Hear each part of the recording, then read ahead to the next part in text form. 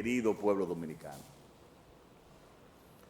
Hay fechas que marcan la memoria de un país y forjan el destino de un pueblo. Y un día como hoy, hace 180 años, fue uno de esos momentos. Aquel día estaba lleno de incógnitas. Un pueblo que había luchado por sus derechos y libertades salía de una dura noche de silencio impuesto y de temores constantes a la represión. Ese 27 de febrero comenzaba, con dudas y sin saberlo, el nacimiento de nuestra gran nación. Un grito de libertad retumbó en los corazones de los dominicanos y decidimos que nuestro destino nos pertenecía, que nosotros éramos los que íbamos a escribir nuestro futuro, que éramos indomables ante quienes quisieran doblegarnos. Hoy los tiempos son otros, el mundo es otro, pero el espíritu de ese momento debe ser el mismo. En este aniversario de la independencia debemos recordar esa gesta gloriosa, sí, pero la tradición no es la adoración de las cenizas, sino la preservación del fuego. Y pienso que el mejor homenaje a nuestro pasado es seguir construyendo un mejor futuro.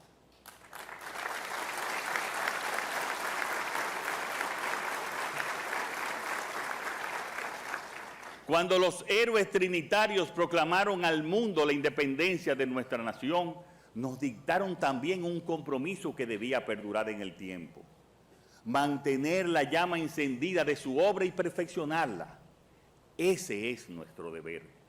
El mío, lo dije aquí por primera vez como presidente en agosto del 2020, era y es dejar un país mejor que el que encontré. Y hoy puedo afirmar que la República Dominicana no es la misma que hace 4 años, que el cambio es una realidad irreversible. Bueno, decía el presidente en su discurso de rendición de cuentas en conmemorativo del 180 aniversario de la independencia de la República o de la proclamación de la República, que el mejor homenaje al pasado es la construcción de un futuro próspero, de un buen futuro.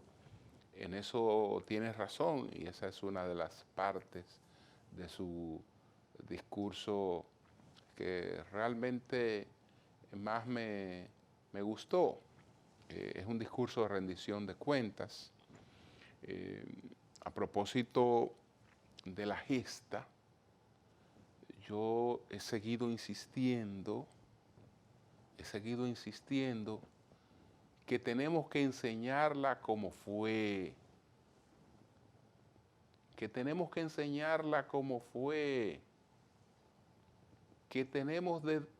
que buscar una explicación no tan elemental, no tan simple como la que se ofrece sobre la independencia, guardando una serie de informaciones que no les sirven a las personas para formarse una idea clara de qué fue lo que ocurrió. Todo se limita a decirle, a contar que se creó una sociedad secreta llamada la Trinitaria, que la creó Juan Pablo Duarte, y que esa sociedad fue la que gestó la independencia. Y yo digo que esa es parte de la verdad, porque no se creó una sociedad secreta, se crearon varias sociedades y esas sociedades tenían un objetivo común, pero tenían pues una visión distinta de lo que debería ocurrir después de lograr ese objetivo común. El objetivo común era separarnos de Haití. Y era separarnos de Haití porque nosotros nos habíamos formado de una pasta que estaba compuesta de hispanidad. Esa pasta de hispanidad nos trajo la cultura griega. Esa pasta de hispanidad nos trajo la creencia cristiana, en ese momento, sobre todo católica. Esa pasta nos trajo un idioma. Esa pasta nos trajo una postura ante la vida. Como esas formas de nosotros ver, razonar, sentir las cosas eran distintas a la de quienes ocuparon nuestro país durante 22 años, entonces nosotros sentimos la necesidad de separarnos porque sentíamos que ese no era el camino que queríamos para nosotros, que éramos otros y que queríamos forjarnos en función de que éramos otros. Pero hasta ahí coincidíamos, hasta ahí solamente coincidíamos. No era que estaba solo la Trinitaria, no.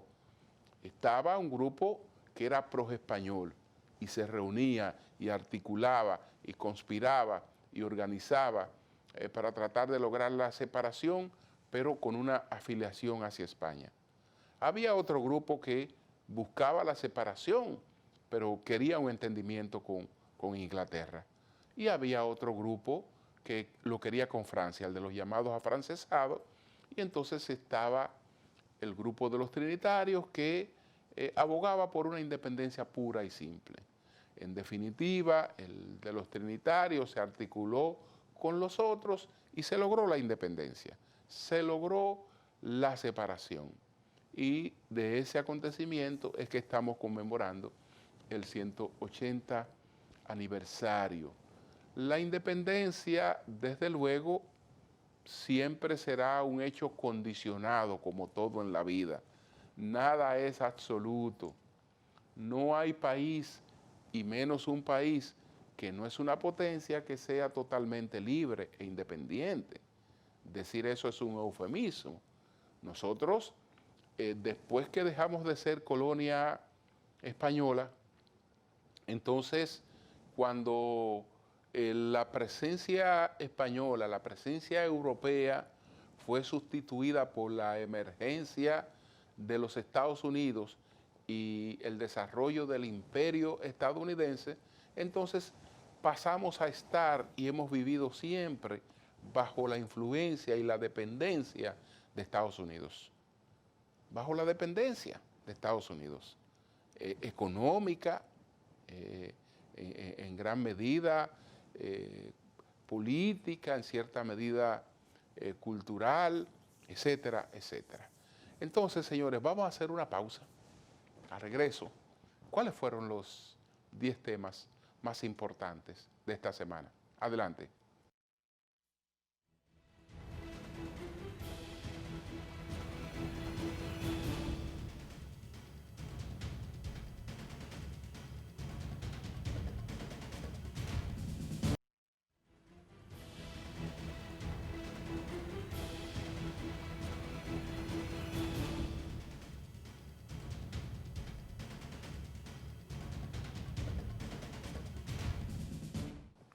Bueno, señores, aunque en los años 60, después que salimos de la dictadura de Trujillo a principios de los años 60, que aquí se inició una transición democrática, pues encabezada por Joaquín Balaguer, esto estoy hablando ya después de pasada la Revolución de Abril, pues entendíamos que nuestro país era un país que no era democrático, que había corrupción, que era un país que iba mal. Eso entendíamos o creíamos nosotros.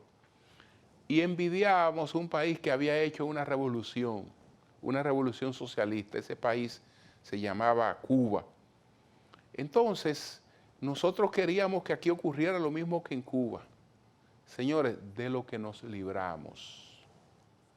Porque la conclusión es que el país que tuvo aquella transición democrática, encabezada, dirigida por Joaquín Balaguer, es un país que no ha hecho otra cosa en más de 60 años que crecer.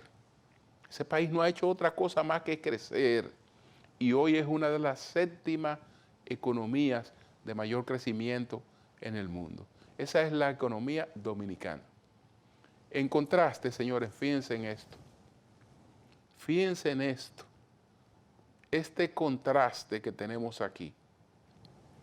Cuba, que las décadas que nosotros tenemos creciendo la tienen pasando hambre los cubanos. Pasando hambre, todo tipo de miseria, todo tipo de limitaciones. Está pidiendo a la ONU, al Programa Mundial de Alimentos, con urgencia, leche para alimentar a sus niños pequeños. Está pidiendo leche para alimentar a sus hijos. En esa situación está Cuba. Fíjense qué contraste con todos los problemas, las desigualdades que nosotros tenemos, porque, bueno, usted pudiera decir que Cuba tiene una ventaja sobre nosotros. En Cuba no hay desigualdad, pero en Cuba no hay desigualdad porque todos están igualados en la pobreza. Es decir, la revolución socialista aplanó la sociedad cubana, pero la aplanó para que todo el mundo viviera mal. Todo el mundo viviera mal. Aquí hay gente que vive mal, como en todos los países que tienen economías capitalistas. Hay gente que vive mal, hay gente que vive regular, hay gente que vive en cosas, pero no tenemos esa situación de estar como si fuéramos hoy un país subsahariano, de África subsahariana, buscando alimentos para tratar de contener la hambruna de nuestros niños. Señores, vamos a presentar de inmediato, además de esta información, cuáles fueron los temas que más impacto alcanzaron esta semana, los 10 temas de mayor impacto esta semana. Adelante.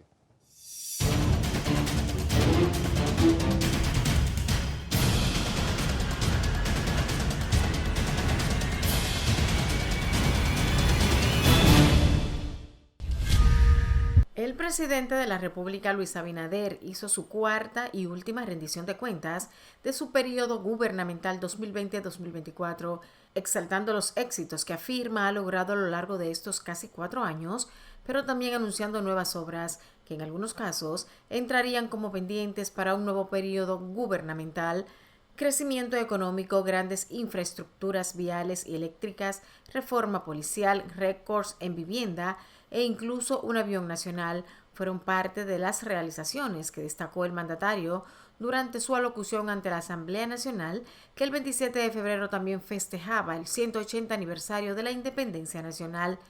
Según explicó el presidente Abinader, en República Dominicana al cierre del pasado año, la deuda consolidada del sector público fue del 59,1% del PIB, una cifra que representa una reducción del endeudamiento público.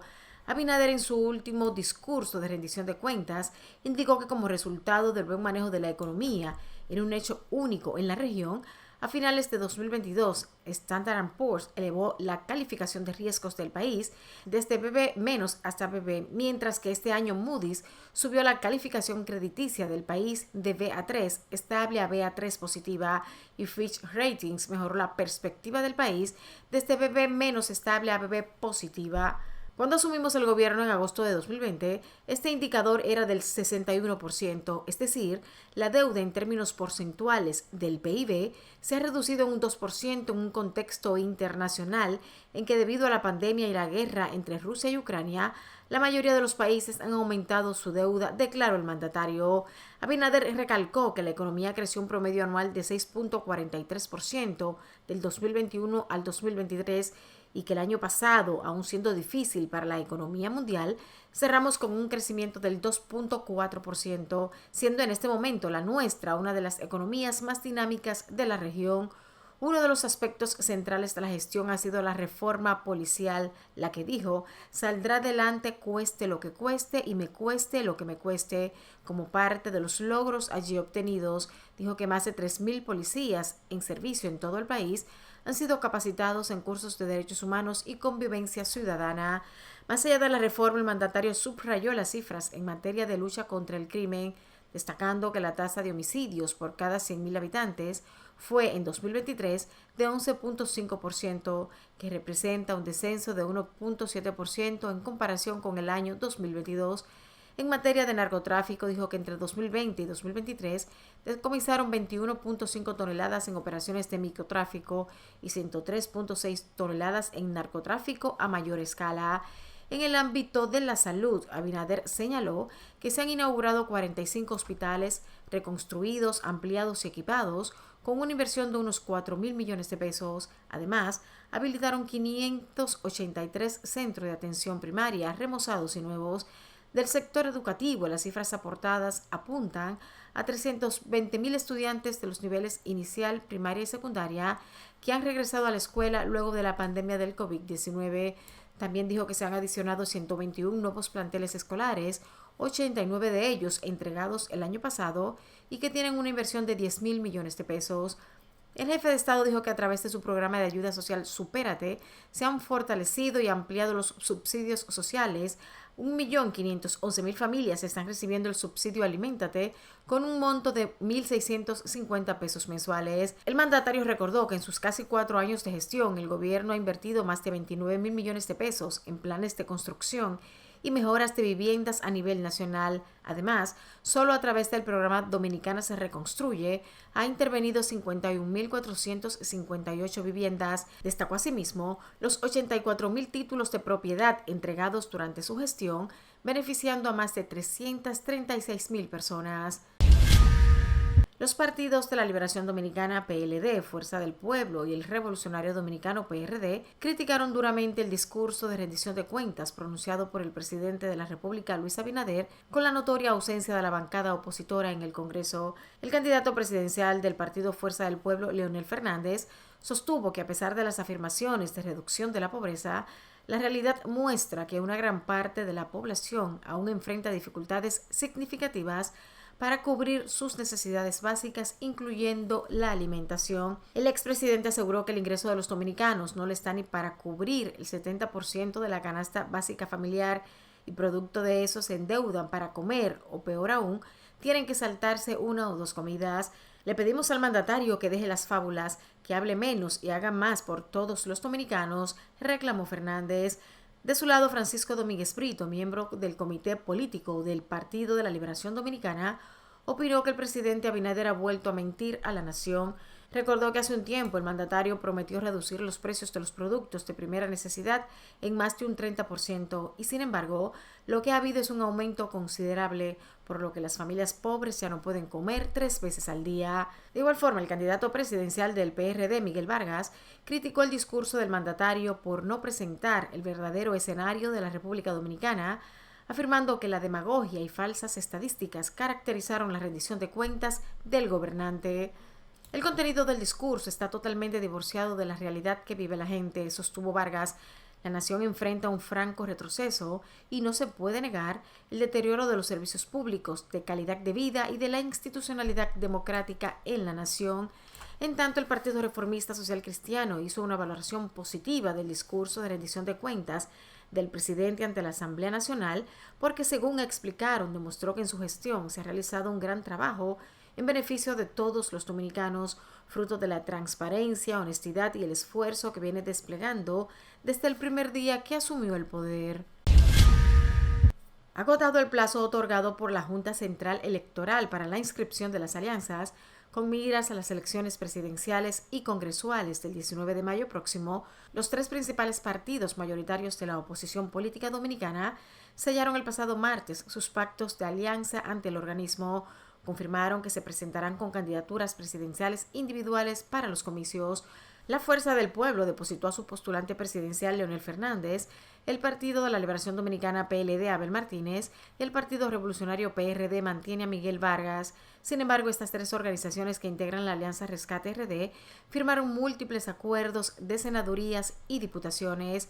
El documento depositado ante la Junta establece que para las candidaturas senatoriales en las provincias Azua, Barahona, Duarte, Elías Piña, Independencia, La Altagracia, Montecristi, Puerto Plata, Santiago Rodríguez, Santo Domingo y Valverde, la Alianza Rescate RD la encabezará el PLD en Bauruco, Distrito Nacional, Espaillat, La Vega, María Trinidad Sánchez, Pedernales, Salcedo, Sánchez Ramírez, San Juan y San Pedro de Macorís. La candidatura senatorial la encabezará la Fuerza del Pueblo, mientras el PRD estará liderando la alianza en el Ceibo y Atomayor, y en la Romana hay una alianza parcial entre el PRD-PLD y en San José de Ocoa compartida entre el PLD y Opción Democrática. En Dajabón, Monseñor Noel, Monteplata, Peravia, Samaná, San Cristóbal y Santiago, el PLD irá con candidaturas senatoriales propias. Abel Martínez, candidato presidencial del PLD, anunció que la Alianza Rescate RD, de la cual forma parte su organización, acudirá unida en 25 de las 32 senadurías que posee el país a las elecciones congresionales y presidenciales pautadas para celebrarse el 19 de mayo. En tanto, el Partido Revolucionario Moderno, PRM, depositó la noche del pasado lunes en la Junta Central Electoral 19 alianzas de 22 que llevará para las elecciones presidenciales y congresuales de mayo. Los partidos que integran la coalición RD Avanza junto al PRM son el Partido Reformista Social Cristiano, Alianza País, Dominicanos por el Cambio, Partido de Unidad Nacional, Partido Humanista Dominicano, Partido Cívico Renovador, Frente Amplio, Partido Revolucionario Socialdemócrata, entre otros. Necesitamos una liberación integral. Tenemos mucha delincuencia todavía, tenemos mucha corrupción todavía, y todo eso es señal de que no somos totalmente libres.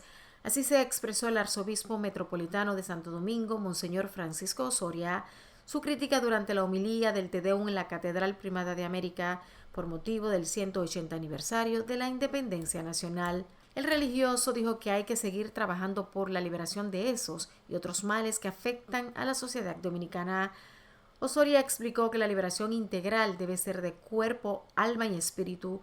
No podemos quedarnos en lo humano, en lo material, porque estaremos mal todavía, y llamó a cultivar los valores espirituales y nacionales que hay que salvar y trabajar.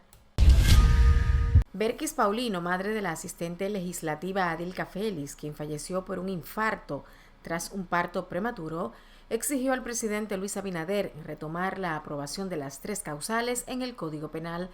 A través de su cuenta de Instagram, Paulino recalcó la importancia de regular este tema a fin de no seguir perdiendo madres y mujeres valiosas. Señor presidente Luis Abinader, usted también tiene hijas. En nombre de Clauris Adilka Félix Paulino, exigimos retomar la aprobación de las 3 causales en el Código Penal con el debido reglamento. Nosotros, personas de fe y que tememos desagradar a Dios, solicitamos que estos temas se regulen para que no sigamos perdiendo madres y mujeres valiosas, como la madre de Sebastián, dicta la publicación.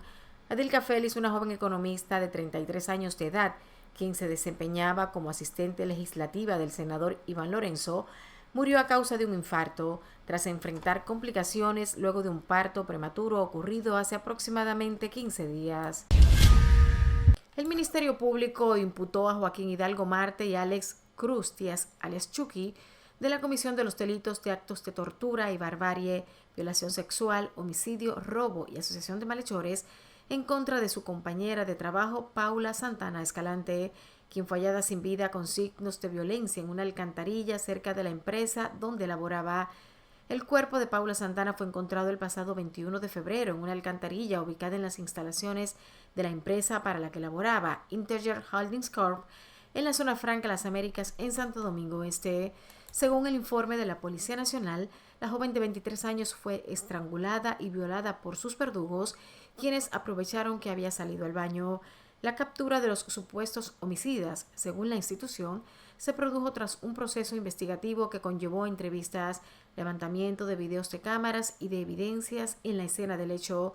De acuerdo con el expediente, uno de los 2 acusados de la muerte de la joven fue quien encontró el cadáver de la víctima. La jueza Analí Florimón, del segundo juzgado de la instrucción del Distrito Nacional, denunció persecución hacia ella y su familia desde que fue apoderada para conocer el expediente de la Operación Calamar. Según detalló la jueza en audiencia, la persecución se realiza en un automóvil de color blanco y salió a relucir durante una audiencia cuando se dio a conocer la decisión sobre la solicitud de prórroga planteada por el Ministerio Público. La magistrada dijo durante la audiencia celebrada previo a enviar el caso Calamar a la Cámara Penal de la Corte de Apelaciones, tras ser recusada por el Ministerio Público: siempre les recuerdo que pueden intervenir 10.000 traslados, pueden intervenir 10.000 campañas de descrédito moral, pueden establecer que esta juzgadora tiene relaciones interpersonales, pero la verdad siempre sale a la luz y el tiempo es el mejor maestro, eso he aprendido.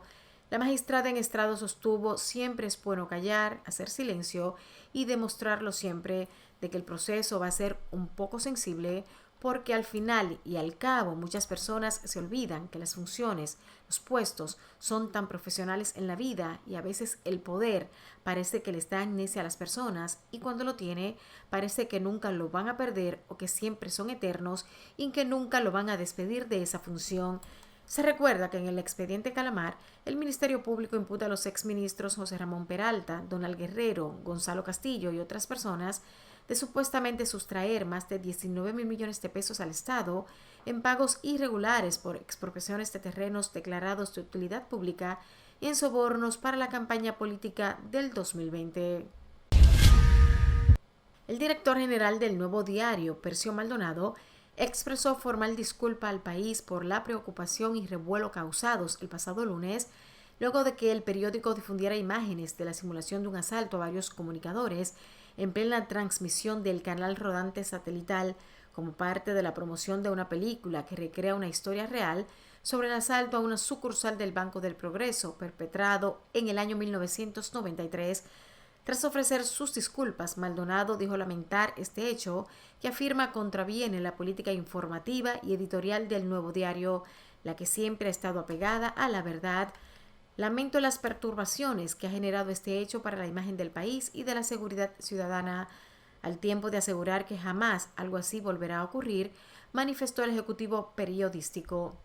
El pasado lunes en la tarde se viralizó un supuesto asalto al canal rodante satelital en el sector de Cristo Rey en el Distrito Nacional, produciendo la inmediata inquietud de todo el público que dio seguimiento a lo acontecido. Tal como ha explicado Josel Hernández, productor de la película Asalto en Progreso, se trató de un experimento social para medir la reacción de la población, precisamente para promover la referida película.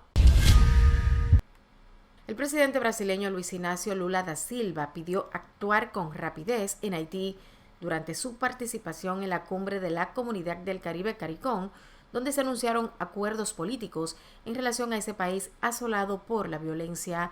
Haití, el país más pobre de la región, enfrenta una crisis humanitaria crónica agravada por el terror sembrado por las pandillas que controlan porciones enteras de su territorio y protestas en los últimos días exigiendo la salida del primer ministro Ariel Henry. En Haití necesitamos actuar con rapidez para aliviar el sufrimiento de una población desgarrada por la tragedia, indicó Lula durante un discurso en la plenaria de la cumbre reunida en Georgetown, la capital de Guyana. De su lado, el primer ministro Ariel Henry aceptó compartir el poder con la oposición como parte de un acuerdo que allana el camino a unas elecciones dentro de un año. La cumbre de CARICOM ha mostrado su preocupación por la situación de Haití y está buscando hacer un esfuerzo colectivo para apoyar al país, según el presidente guyanés Irfan Ali. Asimismo, el Ministerio beninés de Interior y Seguridad enviará a Haití unos 2.000 efectivos de sus fuerzas de seguridad como parte de una misión respaldada por la ONU, informó el gobierno del país africano en una decisión celebrada por la comunidad del CARICOM. Finalmente, estancamiento, fatiga, desgaste. La operación militar especial en Ucrania que el presidente ruso Vladimir Putin anunció el 24 de febrero de 2022 acaba de cumplir 2 años sin que la invasión a gran escala que puso en marcha ese día el Kremlin haya dado los resultados que esperaba. Ya han pasado 2 años, 730 días desde que Putin ordenó bombardear Ucrania, 104 semanas de crisis y destrucción que han dejado al menos 30.000 víctimas civiles entre muertos y heridos y 10 millones de personas refugiadas en un país con más de 43 millones de habitantes. En estos 2 años de contienda se han sucedido más de 17.000 batallas, con un saldo de casi 35.000 muertos y más de 70.200 ataques con bombas que se han cobrado la vida de otras 30.200 personas. En tanto, el presidente ucraniano Volodymyr Zelensky afirmó que en esta guerra han muerto 31.000 soldados ucranianos, ni 300.000 ni 150.000. Putin está mintiendo, pero sin embargo es una gran pérdida para nosotros. Zelensky también ofreció una cifra de soldados rusos muertos desde el comienzo de la invasión militar rusa a gran escala hace 2 años, que según sus palabras ascienden a 180.000. La última cifra oficial de bajas mortales en el bando ruso es de 5.937 y fue ofrecida por el Ministerio de Defensa ruso el 21 de septiembre de 2022. En otro orden, la Unión Europea es el mayor donante de Ucrania. Sus compromisos entre el 24 de enero de 2022 y el 15 de enero de 2024 ascienden a más de 144.000 millones de euros, según el Instituto Kiel, que cuantifica la ayuda militar, financiera y humanitaria prometida y entregada a Ucrania. Por su parte, Estados Unidos es el segundo mayor proveedor de ayuda a Ucrania. Ha prometido más de 67.000 millones de euros, según el Instituto de Kiel. Exclusivamente en la ayuda militar, Washington, con promesas de más de 42.000 millones de euros, es el mayor donante esta vez, una ayuda que Ucrania necesita desesperadamente sobre el terreno.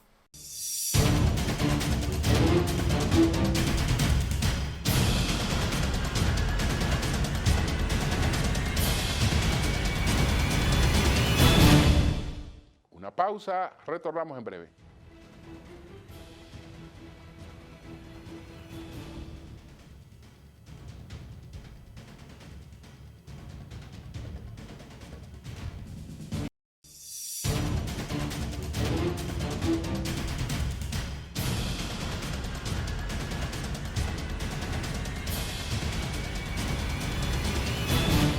Bueno, señores, esta semana los países del CARICOM celebraron una reunión dedicada a Haití y tuvieron, entre otros invitados, al presidente de Brasil, Lula da Silva, porque Brasil no pertenece a CARICOM, pero el presidente del CARICOM, en estos momentos, que es el presidente de la República Cooperativa el presidente de Guyana, de la República Cooperativa de Guyana, pues invitó a Lula da Silva a esa reunión. Lo importante es que el tema de acelerar la fuerza que debe ir a ayudar a aquel país a contener el caos, pues se están activando. Ocurrieron varias cosas importantes esta semana. Hubo un nuevo país del oeste de África, Benín, que se comprometió a enviar 2.000 soldados. Benín ya ha estado en Haití, porque fue parte de la MINUSTAH, que estuvo hasta el año 2017. Y tiene vínculos con Haití, porque en Benín fue que originó la que es la principal religión de Haití, que es el vudú. Y esto dice que no está Kenia ya en el gran aporte de hombres sola en este sentido, porque Kenia incluso habló en principio de 1.000 soldados y Benín está hablando de que va a aportar 2.000. El otro asunto importante fue que CARICOM se comprometió a gestionar fondos y Lula está abogando porque todas estas cosas se aceleren. Brasil está a cargo del entrenamiento de la nueva policía en Haití y Brasil está apoyando plenamente esta fuerza que debe intervenir en Haití. El primer ministro de Haití, Ariel Henry, viajó desde esta reunión de CARICOM hasta Kenia para coordinar. Es decir, que el tema está bastante activo. En cualquier momento puede producirse esta intervención en Haití, que es imprescindible. Imprescindible. Haití siempre ha estado mal, pero ahora está peor que nunca. Está peor que cuando tenía una dictadura. Peor que cuando tenía una dictadura, porque no hay cosa peor, incluso peor a una dictadura, es el caos. Es el caos. Estamos hablando de un país que en un año, usted busca, por ejemplo, el resumen que se hace sobre la cantidad de muertos en Haití sin la existencia de una dictadura en el año 2023. En el año 2023, en Haití hubo 4.789 asesinatos. En el 2023, 1.698 personas que están heridas, mutiladas, 2.490 secuestros. Usted coge toda la dictadura de los Duvalier, que se inició por allá por el año 69, porque Duvalier primero fue presidente democrático, constitucional, después fue que se declaró dictador, y terminó con su hijo en el año de 1986. Usted coge todo el periodo de la dictadura y no acumula esta cantidad de muertos que tiene Haití todos los años por el caos en el que está sometido y lo que eso representa para el país vecino, que es la República Dominicana, que después de Haití es la que carga con las peores consecuencias. Y además que esa crisis haitiana representa una amenaza para la estabilidad y hasta para la preservación de la nación dominicana. Entonces, ojalá que Estados Unidos, que está pues priorizando en otros temas en estos momentos, ojalá que Canadá, ojalá que la comunidad europea, que la Unión Europea aprovechen este momento y le den el respaldo que merece Haití. El respaldo que merece es ayudarlo a volver a ser un Estado. Haití es un país, pero no es un Estado, porque es un país porque tiene una población, tiene una historia, tiene una cultura, tiene una tradición, pero no tiene el monopolio de la fuerza en manos de un gobierno. Y cuando eso ocurre así, eso no es un Estado. Antes se le llamaba Estado fallido porque no es un Estado.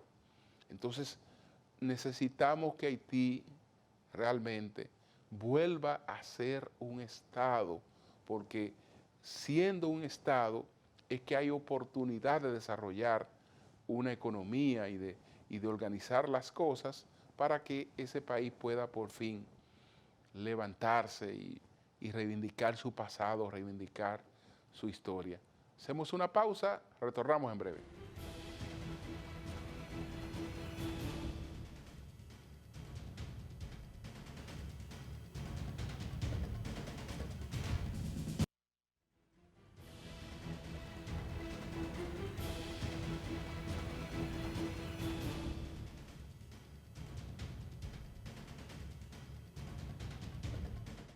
Bien, señores, vamos a presentar nuestras 3 preguntas después de la 4ª rendición de cuentas del presidente Abinader.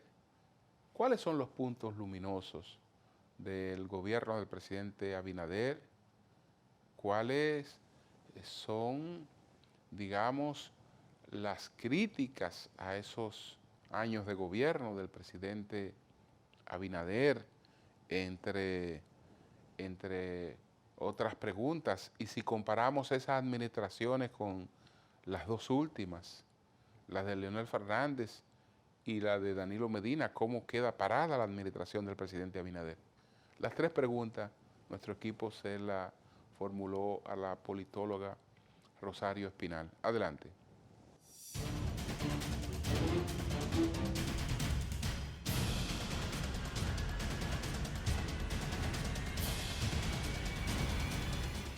¿Cuál es el punto más luminoso de la administración del presidente Luis Abinader?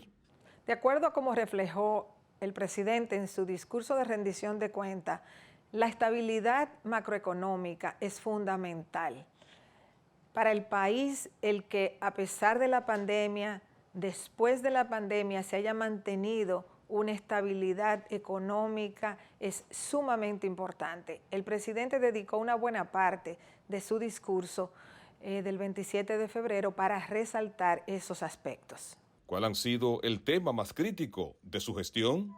En términos de sector público, probablemente el más crítico sea el sector eléctrico, porque registra un altísimo nivel de déficit y eso pues impacta las finanzas públicas en un país que ya acumula una deuda importante y en el que se habla de una supuesta reforma fiscal.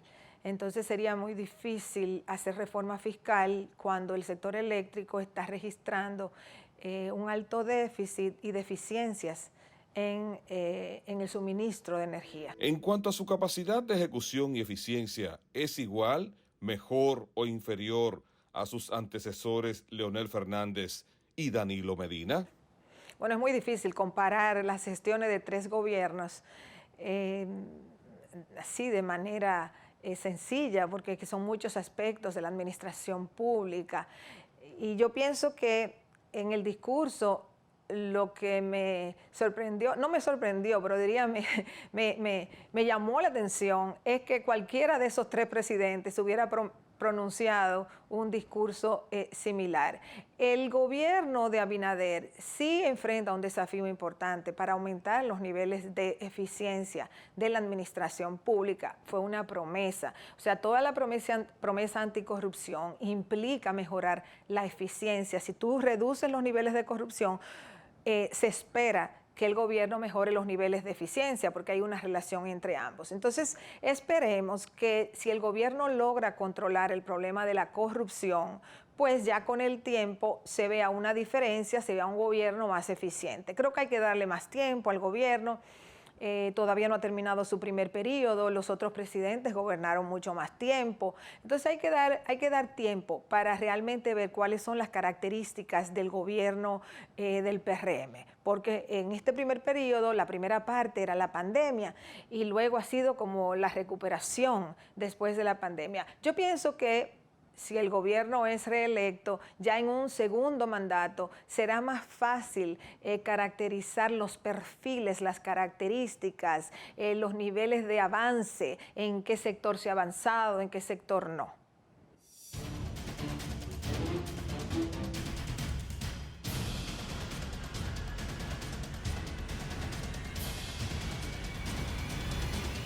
Una pausa, retornamos en breve.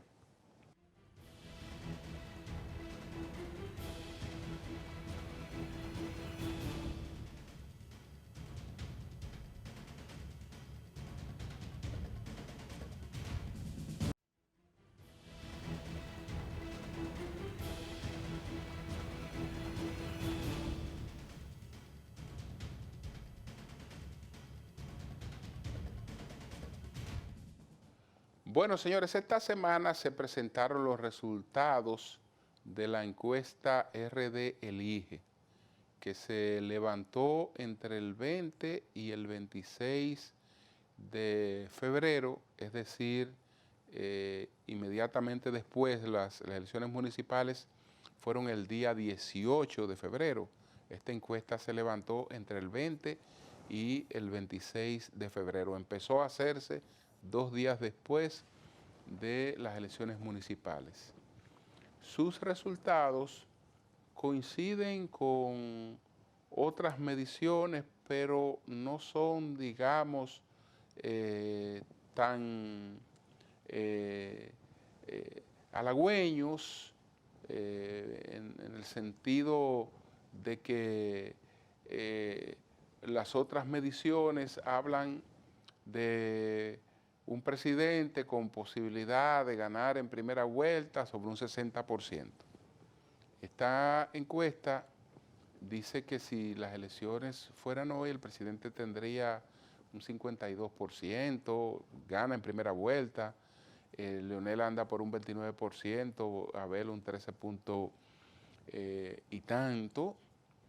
Entonces, aunque proyecta la ventaja del presidente Abinader, no es una ventaja, digamos, desproporcionada, tan holgada, que no pueda experimentar variaciones que pudieran hacer necesaria una segunda vuelta para definir el panorama electoral. Y en cuanto a los temas de preocupación y de impacto en las personas, también pues los datos pues muestran no mucha conformidad.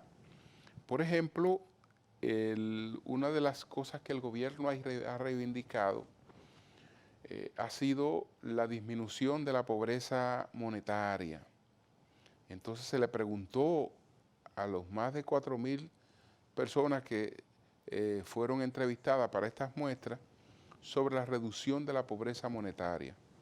El presidente Luis Abinader afirma que la pobreza disminuyó 4 puntos porcentuales en el último año. ¿Usted piensa que si es falso, que si no importa, que es cierto o que no sabe? Bueno, la verdad es que un 52.5% entiende que eso es falso, mientras que un 32.9% es que dice que es cierto. Los otros están en que no le importa y que no le sabe. Entonces, bueno, entre otros datos,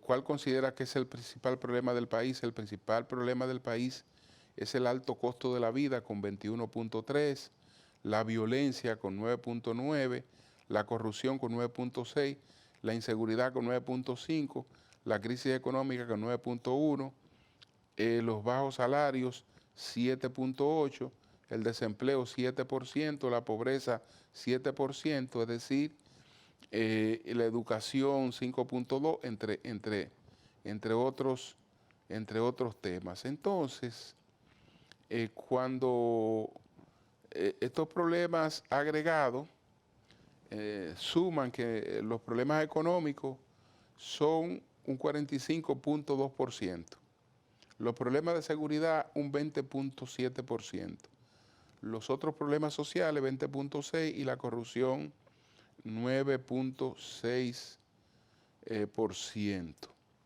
Eso es lo que plantea la encuesta. En cuanto a la aprobación del presidente, la aprobación del presidente aquí está en 68.7%, una ligera baja de menos 3.3% en relación con la encuesta anterior.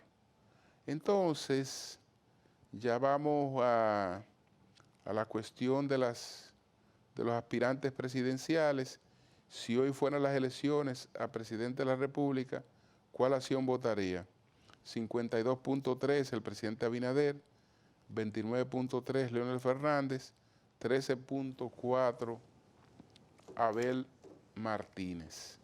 Ahí hay preguntas y hay cosas que solamente la evolución de la campaña va a determinar. El PLD, por ejemplo, acaba de sacar un 22% en las municipales y ha quedado por encima de la Fuerza del Pueblo en las municipales. No obstante, en todas las encuestas, casi siempre Leonel ha aparecido por encima de Abel. Vamos a ver si cuando se vote eso es así. Y si cuando se vote, después de que puedan desarrollar su campaña, hay un crecimiento de Fuerza del Pueblo o hay un crecimiento del PLD. Y si ambos crecen, entonces hay la posibilidad de que tengamos una segunda vuelta. Ese es el escenario que está planteado ahí. Señores, buenas noches.